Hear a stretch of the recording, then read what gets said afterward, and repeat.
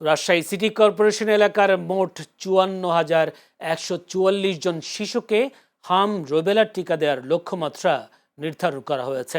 বিষয়টি নিশ্চিত করেছেন রাজশাহী সিটি কর্পোরেশনের প্রশাসক মোহাম্মদ মাহফুজুর রহমান। তিনি জানান, আগামী ২০ এপ্রিল থেকে ১৪ দিন ব্যাপী হাম রুবেলা টিকাদান ক্যাম্পেইন শুরু হতে যাচ্ছে। রাজশাহী সিটি কর্পোরেশনের ৪২৬টি টিকাদান কেন্দ্রের মধ্যে কমিউনিটি কেন্দ্র ২৪০টি, শিক্ষা প্রতিষ্ঠানে কেন্দ্র ১৮০টি এবং সিটি কর্পোরেশনের স্থায়ী কেন্দ্র ৬টি। প্রতিটি কেন্দ্রে ২ জন টিকাদান কর্মী এবং ৩ জন স্বেচ্ছাসেবী কাজ করবে। তবে ৬টি স্থায়ী কেন্দ্রে ১ জন টিকাদান কর্মী এবং ১ জন স্বেচ্ছাসেবী কর্মী কাজ করবেন। ১৮০ দিন বা ৬ মাস পূর্ণ হলেই তাকে হামের টিকা দিতে হবে। এই টিকা পাবে ৬ মাস থেকে ৫৯ মাস বয়সী শিশুরা।